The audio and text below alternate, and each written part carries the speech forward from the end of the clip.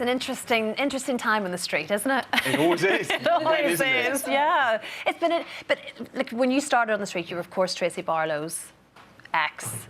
Then of course getting mixed up now with Michelle. It's been turbulent sort of love life stuff the entire time, hasn't it? It has, yeah. I mean, he came back as Tracy's sort of long lost, not quite childhood sweetheart, but they were together years and years ago, and yeah, that didn't work out too well. I think in the meantime, Tracy had turned into the person we all know her to be, and I think Robert hadn't quite counted on that, and that sort of hit him fair and square in the face. And then he had that sort of dalliance with Carla that went quite wrong and ended up ruining Carla and Nick's relationship. So I think he's been stung, and so he's very wary about what happens next, but he can't help his feelings. No, he can't. He's ready to be stung again, isn't he?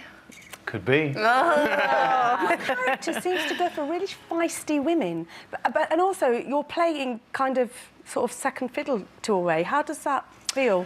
Well, I think when you're a new character in something like Corrie, it's very unusual to come in completely as a freestanding character on your own 2 feet. You usually come in as a connected to another character, usually in a relationship or some, sibling or past, or, some kind of connection there. And so it takes a while to then sort of fill your own shoes, if you see what I mean. It's quite a machine, isn't it, being in a long-running soap, and they're going to go 6 days a week. They are later this year. So how does that fit into your life? Do you kind of live near the studios, or...? I do during the week, Monday to Friday. Yeah, I actually live down south, but I come up for the week, Sunday night to Friday evening. Yeah. There's times when you're busy in the schedule and your story is front and centre, and then there are times when other people. So you have bursts of really busy time. And your wife's in acting as well, isn't she? So yes, she is, sort of understands the whole dynamic. Absolutely, yeah. Coleen, what's wrong? Oh, just keep bringing up his wife. Take it as a huge compliment, by the way. Okay, yeah. I'm trying to think of a question. What would you like to ask him, What would you like to ask him, Coleen? Well, do you know what? Apparently, social media is going quite crazy at the moment over you because they think you'd be a fantastic James Bond.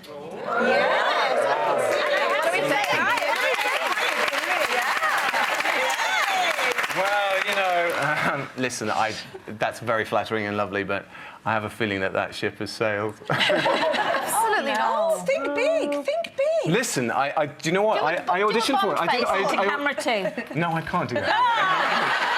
I did audition for it though, before Daniel Craig. You know what? When they saw pretty much every actor in England of a certain age who could walk upright. I went in there. I met the casting director, and I remember sitting in her office, and literally between us on her desk were piles and piles of DVDs of Ewan McGregor movies and Jude Law movies and Hugh Jackman movies, and I could barely see her over these piles of DVDs. So I thought, well, what chance do I stand, in that company? Oh, well, she must be blind. But if the producers are by any chance watching and are having a think about it, I'm available. No, I'm not.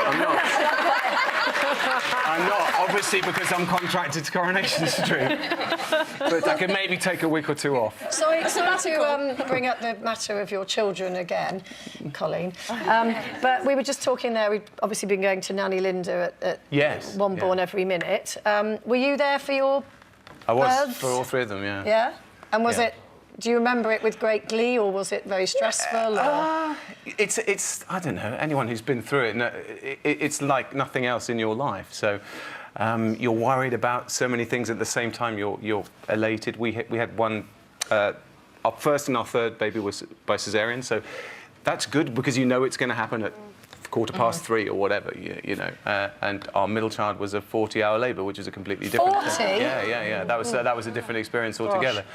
So, but I'm very glad that I was there for all three of them, yeah. Yeah, lovely. Also, we're talking about sabbaticals and marriages today, but you've sort of naturally got one at the minute, being 5 days a week on Corrie, I guess. Well, I was talking about that to your researcher. Yeah, I'm not sure about the 6-month break thing.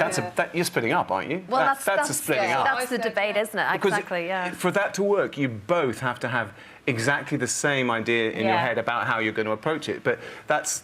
in my experience, when things go wrong, it's more on one side than the other. So if one person is more feeling that than the other, it's not going to be equal. Maybe after. And what about jealousy? Do you get jealous? Is your wife jealous? I think How jealous does your wife get? right now she'd be spitting bricks at the screen. Yeah. No, in our business, there's not. I mean, you know, you end up doing romantic scenes and kissing scenes, and people come up to you and go, you know, what does your wife think about you kissing that Tracy Barlow? And you go, well, she doesn't care at all because she's done it in her line of work as well, and she says, you know, she'll send me a text saying, don't forget to pick up the milk on the way home. You know? Are you a jealous person? I'm not. I think we've all got it in us, but you try not to be, and I think if you're with the right person as well, that makes a big difference, doesn't it? Well answered. Yes, of course. Politically correct.